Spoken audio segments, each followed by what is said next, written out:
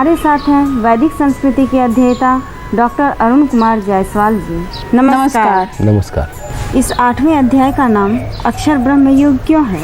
अक्षर का अर्थ क्या होता है? गीता में भगवान ने क्या गाया और किस समय गाया? हमें भी ये जानना है व्यक्ति के जीवन के दो छोर क्या क्या हैं और भगवान को कौन जान सकता है। इस अध्याय का नाम है अक्षर ब्रह्म योग। ब्रह्म के साथ लगा है अक्षर। अक्षर यानी जिसका क्षरण नहीं होता, जिसका विभाजन नहीं होता, जो नष्ट नहीं होता, जो संपूर्ण है, जो संपूर्ण था, संपूर्ण रहेगा, जिसकी संपूर्णता कभी विनष्ट नहीं होती। उपनिषद में भी कहते हैं ओम पूर्णमदः पूर्णमिदं पूर्णात् पूर्णमुदच्यते पूर्णस्य पूर्णमादाय पूर्णमेवावशिष्यते। ये भी पूर्ण है, वो भी पूर्ण है, पूर्ण से जो निकला वो भी पूर्ण। तो ब्रह्म जो है वह अक्षर है। उस ब्रह्म का क्षरण नहीं होता, नाश नहीं होता, वह अविनाशी है। इस ब्रह्म को कई पहलू से देखने के लिए, ब्रह्म को समझने के लिए, उसे तत्व से जानने के लिए यह अध्याय है।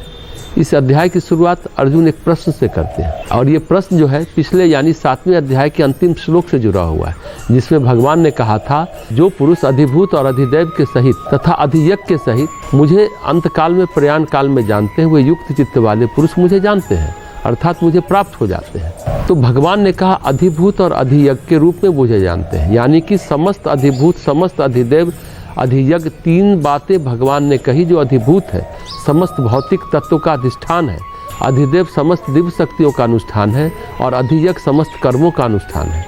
भगवान ने अपना परिचय इस रूप में दिया है।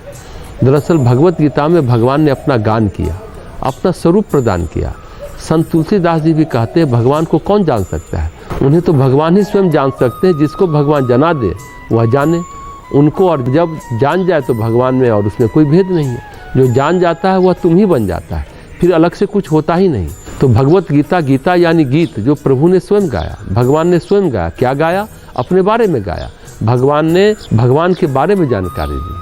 समझने की बात है, भगवान ने भगवान के बारे में जानकारी दी। इस जानकारी को जो पाले, जो इसे आत्मसात कर ले, वो भगवान हो जाए। तो भगवान ने जो गान किया कि देखो हम तुम्हें जनवा रहे हैं, जानो मुझको और जान जाओगे तो हम में और तुम में कोई अंतर नहीं रहेगा। तो इस अध्याय में भगवान अपने स्वरूप का गान करते हैं। वो स्वरूप है अक्षर ब्रह्म, यानी ब्रह्म जो है क्षरण रहित है। क्षर से क्षरण, जिसका क्षरण होता है, और जिसका क्षरण नहीं होता है वह है अक्षर। इसलिए इस अध्याय का नाम है अक्षर ब्रह्म। प्रयाण काल साधारण काल थोड़ी ही है। संसार छूट रहा है पूरी तरह से, जाने में छूट रहा है या अनजाने में छूट रहा है, जोर से छूट रहा है या जबरदस्ती छूट रहा है, पर छूट रहा है। काल से छूट रहा है, कर्म से छूट रहा है, लेकिन छूट रहा है। प्रयाण काल सामान्य बेला नहीं है, सोचने की बात है। भगवत गीता जो कही गई, गाई गई, वह बड़ी मुश्किल घड़ी थी, युद्ध की घड़ी थी। दोनों सेनाओं में बड़े महारथी खड़े हैं, युद्ध की घोषणा हो चुकी है, मृत्यु तांडव करने वाली है। सो भगवत गीता का ज्ञान भी कब हुआ? सोचे भगवत गीता का ज्ञान भी कब हुआ? प्रयाण काल में। कितने ही लोगों का प्रयाण होने वाला है, उस क्षण में अनेकों का प्रयाण सुनिश्चित हो गया। भगवान ने उस समय भगवत गीता गाई, बड़ी बात है, प्रयाण काल में गाई। खुद अर्जुन कहते हैं व्यक्ति के जीवन में भी आत्मा एक छोर में है। मन, इंद्रियां, संसार के रिश्ते एक बड़े भाग का छोर है। 5 पांडव पंच प्राण समझे, मन इंद्रियों को समझे पांडव, पर आपत कर्म राशि है कौरव सेना। उस सेना को पराजित करके ब्रह्मलीन होने की बात सोचना बड़ा कठिन है। जब तक कर्म राशि पराजित नहीं होती तब तक प्रयाण काल में भगवत प्राप्ति संभव नहीं है। पहले तो कर्म राशि का पराजय, जो किसी कौरव सेना से कम नहीं है। एक से एक बड़े महारथी हैं, एक से एक बड़ा संस्कार, एक से एक बड़ा जटिल प्रारब्ध, एक से एक बड़ा जटिल कर्म। ऐसे में जो भगवत अर्पित हो जाए, जिसके रथ की बागडोर परमेश्वर संभाल ले, वही उस क्षण में, महायुद्ध के क्षण में, मृत्यु के क्षण में किया जाना है। इस कर्म राशि को पराजित करके ही कोई भगवान को प्राप्त कर सकता है। तो भगवान कहते हैं इस विकट वेला में, प्रयाण काल में, जो अब तक नहीं किया जा सका, मृत्यु के समय किया जा सकता है। तो अर्जुन कहते हैं हे अविनाशी, हे मधुसूदन, मृत्यु का समय तो बड़ा विकट क्षण है, इस विकट क्षण में कैसे? तो ये प्रश्न जो है अर्जुन ने कृष्ण से किए हैं और कृष्ण इसका जवाब देंगे अगले श्लोक में। इस दोनों श्लोकों में प्रश्न है। ब्रह्म कहाँ है? पहला सवाल। अध्यात्म क्या है? दूसरा सवाल। कर्म क्या है? तीसरा सवाल। अधिभूत क्या है? चौथा सवाल। अधिदैव क्या है? 5वां सवाल। अधियज्ञ क्या है? 6वां सवाल। फिर प्रयाण काल में कैसे? ये 7वां सवाल है। ये 7 सवाल, 7 प्रश्न पूछे जा रहे हैं। इन्हीं 7 प्रश्नों का उत्तर 8वां अध्याय है। अब इसमें जो प्रश्न उठते हैं, अर्जुन जो प्रश्न करते हैं भगवान से, उसी से शुरुआत करते हैं इस अध्याय का। श्रीमद् भगवत गीता के 8वें अध्याय का पहला एवं दूसरा श्लोक। अर्जुन उवाच किं तद् ब्रह्म किमध्यात्मं किं कर्म पुरुषोत्तम अधिभूतं च किं प्रोक्ता मदिदैवं किमुच्यते अधियज्ञः कथं कोत्र देहेऽस्मिन् मधुसूदन प्रयाणकाले च कथं ज्ञेयोऽसि नियतात्मभिः। अर्जुन ने कहा, हे पुरुषोत्तम, वह ब्रह्म क्या है, अध्यात्म क्या है, कर्म क्या है, अधिभूत नाम से क्या कहा गया है और अधिदेव किसको कहते हैं। हे मधुसूदन, यहाँ अधियज्ञ कौन है और वह इस शरीर में कैसे हैं तथा युक्त चित्त वाले पुरुषों द्वारा अंत समय में आप किस प्रकार जानने में आते हैं।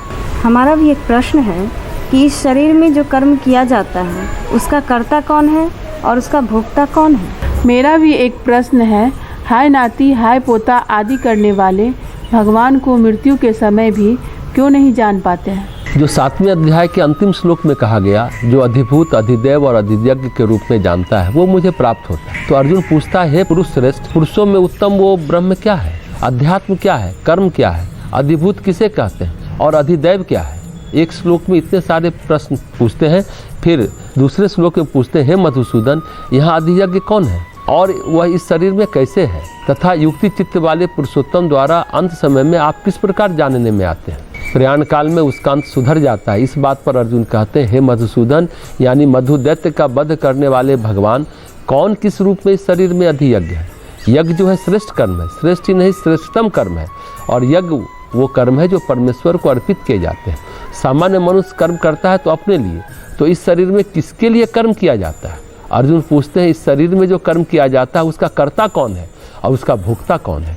कर्ता और भोक्ता को जाने बिना अधियज्ञ को नहीं जाना जा सकता है। इसलिए अर्जुन पूछते हैं, हे कृष्ण, अधियज्ञ कौन है, इस देह में कहाँ है और किस रूप में है अधियज्ञ, और प्रयाण यानी आत्मनियंत्रण के द्वारा आप उसे कैसे जान जाते हैं। भगवत गीता में बहुत सूक्ष्म सूक्ष्म बातें हैं। प्रयाण काल में भगवान जाने जाते हैं, ये सत्य है, लेकिन प्रयाण काल में कौन भगवान को जानता है, जिसने अपनी इंद्रियों को, अपनी आत्मा को अपने बस में ले रखा है।